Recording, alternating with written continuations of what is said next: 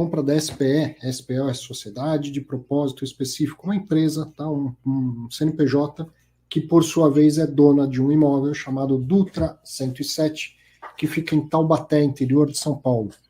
É um power center, que já já eu explico melhor o que tem 21.482 metros quadrados de área bruta locável.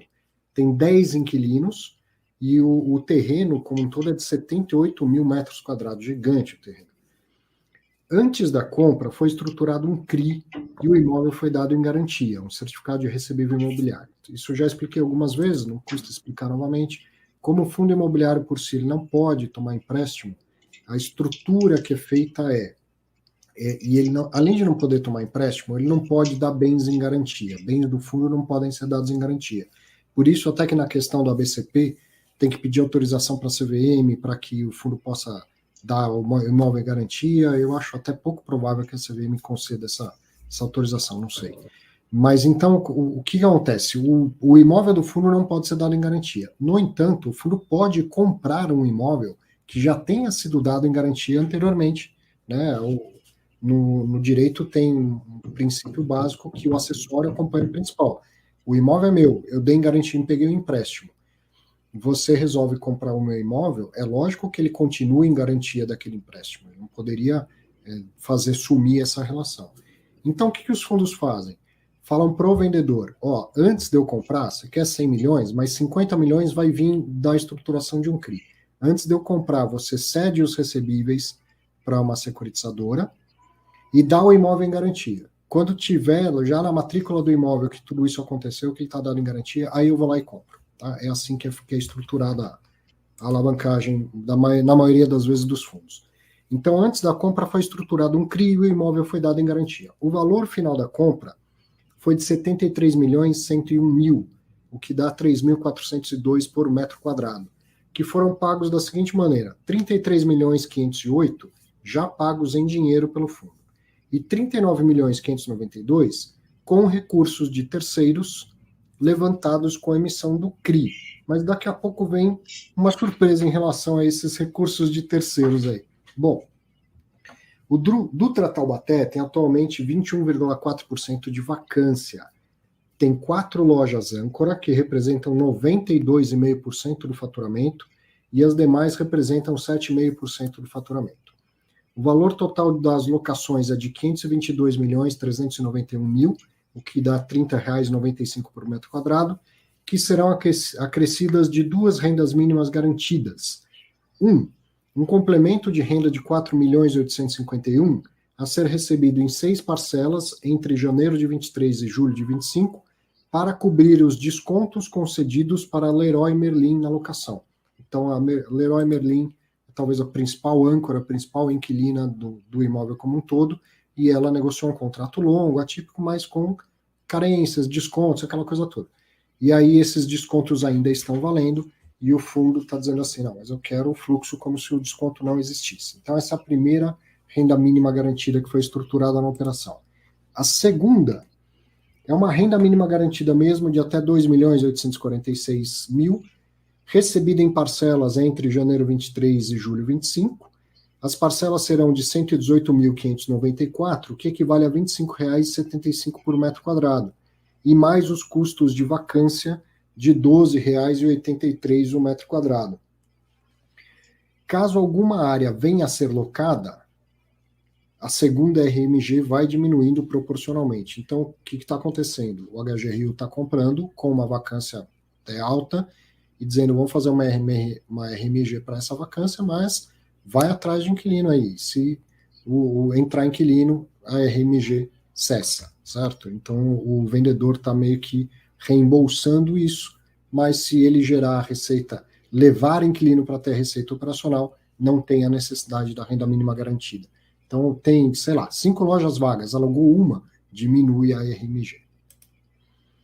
Considerando as receitas de locação e as rendas mínimas, o fundo receberá por 24 meses o montante estimado de R$ 640.986, o que equivale a aproximadamente 4 centavos por cada cota.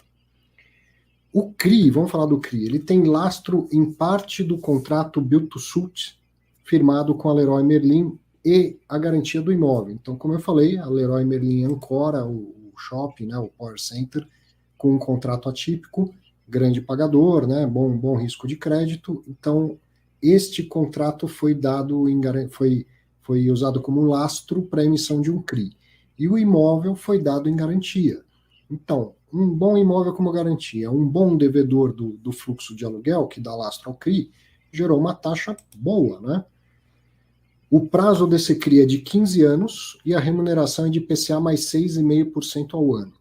E aí, olha que coisa interessante. O HGRU comprou o CRI, de forma que ele desembolsou 100% do preço de compra. E com isso, o cap rate estimado é de 10,5%. Então, a operação é alavancada, mas quem emprestou dinheiro para o HGRU foi o próprio HGRU.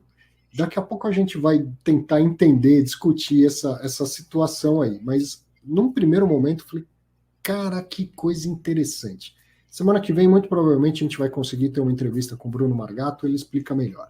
Mas olha que novidade aí, que inovação, vamos dizer assim. O próprio fundo comprou o CRI.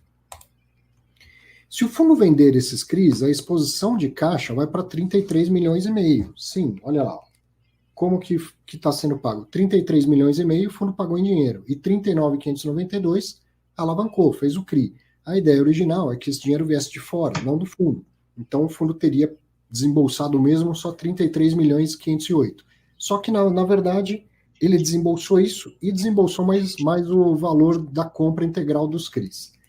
Então, agora que ele tem o CRI, ele tem o shopping, ele tem o CRI, Power Center e o CRI, pode ser que ele venda o CRI em algum momento para frente. Se ele vender, então a exposição de caixa volta a ser só os 33 milhões e 508. E aí, neste caso, o yield on cost, ou seja, esse cap rate de 10,5% ao ano sobre o valor total da compra do imóvel, se o fundo efetivamente alavancar e ficar, né, tendo como desembolso só aqueles 33,5%, esse yield vai para 15,4%.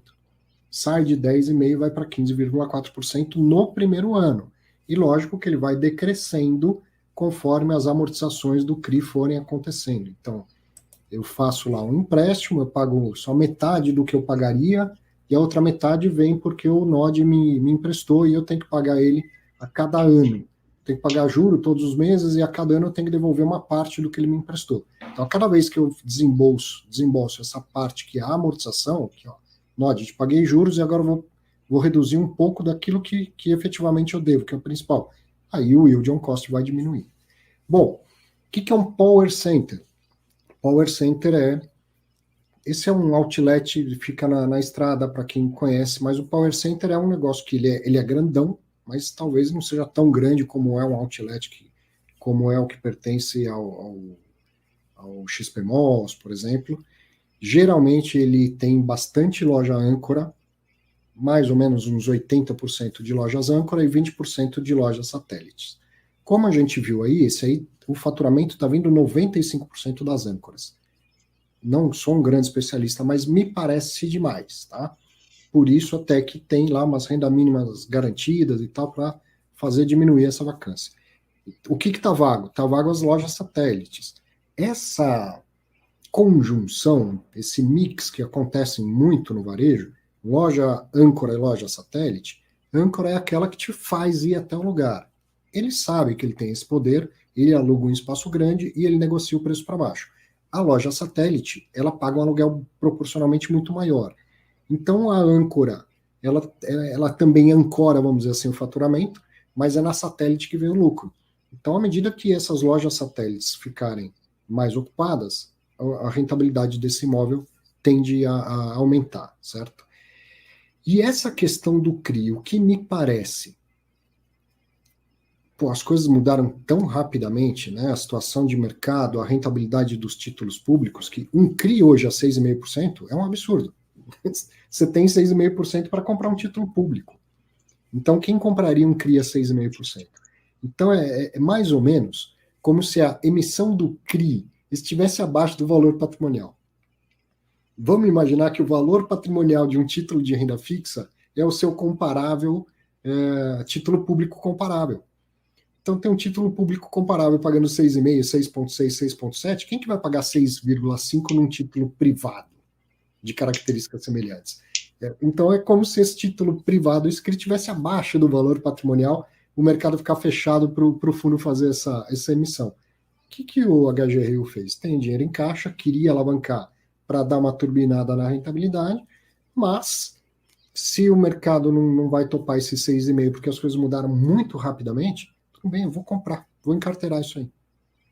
Se as coisas se arrumarem e a NTNB comparável, o mercado aceitar um aumento de preço dela e, portanto, uma diminuição da rentabilidade exigida, daqui a pouco ela está a 5,5%, 5% ao ano, o que acredito eu que vai acontecer.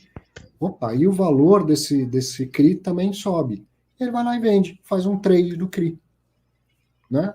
Por enquanto, ele tem um título que rende IPCA mais 6,5, tal, isento de imposto de renda, não é a melhor alocação do recurso, já que rende praticamente igual a um título público. No entanto, o título público para o fundo não seria isento de imposto de renda também, e o CRI é isento de imposto de renda. Mas ao invés dele fazer o seguinte, vamos aumentar a taxa, a rentabilidade para que o mercado tome, mantém a taxa, eu mesmo compro o CRI, e amanhã ou depois, quando o mercado virar novamente e aí as taxas caírem, as rentabilidades caírem, aí eu vendo esse CRI, ainda possivelmente faço um lucro nessa venda do CRI antecipada e depois retomo o plano original da alavancagem da compra deste imóvel, certo? Então é isso que me parece a leitura do fato do próprio fundo ter comprado o CRI. É lógico que num primeiro momento seria mais fácil então não ter feito CRI nenhum, mas vamos lembrar que a gente está no Brasil e que as coisas mudaram drasticamente, não só no Brasil, fora também nesses últimos tempos em relação à rentabilidade de títulos de renda fixa. A operação já foi anunciada há um bom tempo, estava rolando as negociações, e aí, vira tudo de ponta cabeça. Um título que era IPCA mais 5 passa a ser IPCA mais 6,5, um título público. Cara, vamos dar um jeito nisso? O jeito encontrado foi esse. Posso também estar falando uma tremenda bobagem. Semana que vem o Bruno explica isso melhor. Mas essa foi a leitura que eu consegui ter dessa situação. Quer comentar, Nod?